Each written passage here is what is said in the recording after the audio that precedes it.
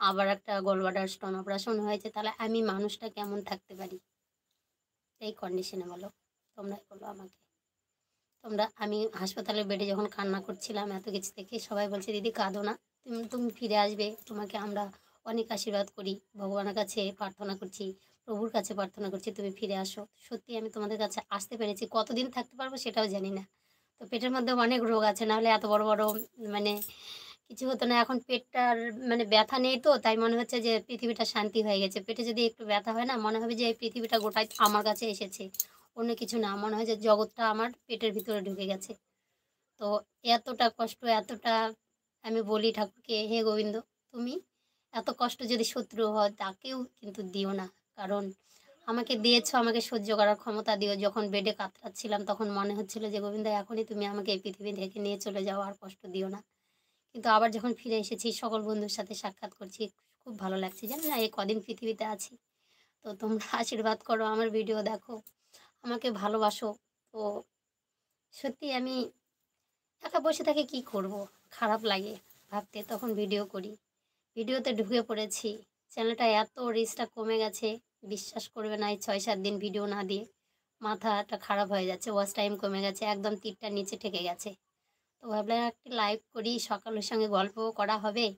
আর সবাই আমাকে মিস করছিল, তার জন্য দেখা দেওয়ার জন্য তো অবশ্যই আসতেই হবে। তো বন্ধুরা তোমরা কেমন আছো বলো, সবাই কমেন্ট করো। আমি এখন তোমাদের আশীর্বাদে পেটের ব্যথা নেই, এখন মোটামুটি ভালো আছি। তো দেখে বুঝতে পারছি চোখ মুখের অবস্থা খুব খারাপ, মেকআপ করেছে একটু হালকা, তাই মনে হয় একটু ভালো হচ্ছে। যদি এমনি দাঁড়ায় তো মনে হবে যে মা খালি, তো আরও খারাপ। যাই হোক, যেভাবে থাকি, গোবিন্দ এই শরীরটাকে যখন দিয়েছে তো তার মতো করে দিয়েছে, সেটাই ভালো লাগতে হবে। আর আমরা যখন 40-এর কাছাকাছি বয়স চলে যাবে, তো নারীরা এমনিতেই একাকিত্ব হয়ে পড়ে, তখন তারা ভাবে যে ভালোবাসার মানুষটা যদি আমার কাছে সবসময় থাকতো, আমাকে যদি আদর করতো, তখন মনে হতো যে আমার কপালে মুখে টেস্ট পড়ে যাচ্ছে, আমি আর জীবনেও ভালো হতে পারবো না, আমার স্কিনটা কেন আগের মতো আর হবে না, আমি বৃদ্ধ হয়ে যাচ্ছি, আমার কার্যক্ষমতা কমে যাচ্ছে, কিছু যেন করার ইচ্ছা করে না, সব কিছুতে যেন বিরত নেওয়ার চেষ্টা হয়।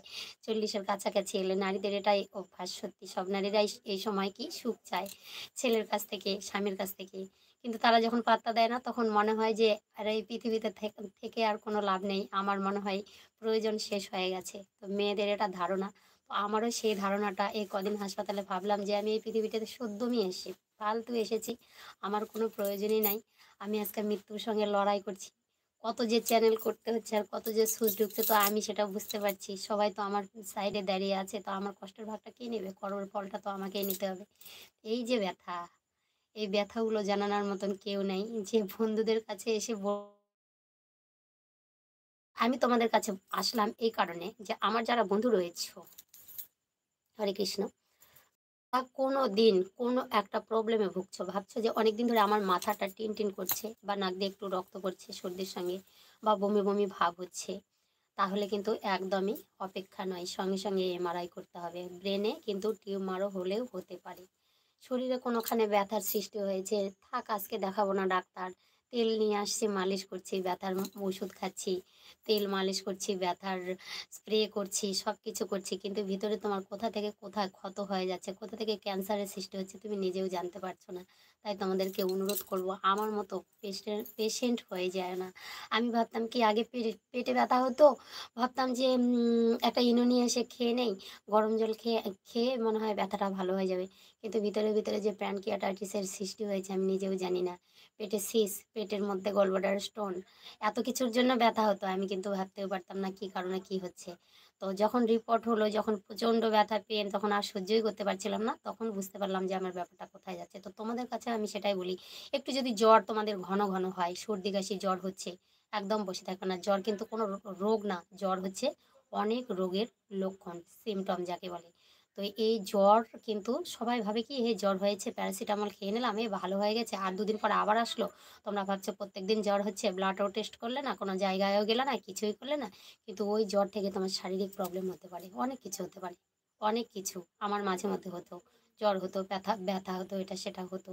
কখনোই ভাবতে পারিনি যে আমি এত বড় একটা রুগী হয়ে যাব। তো আজকে আমি এখন রুগী না, এখন ভুক্তভোগী হয়ে গেলাম, জানি না কতদিন পৃথিবীতে আছি। তো তোমাদের সঙ্গে সাক্ষাৎ করলাম, কথা বলছি, ভালো লাগছে। তোমরা কজন আছো আমি কিছু বুঝতে পারছি না।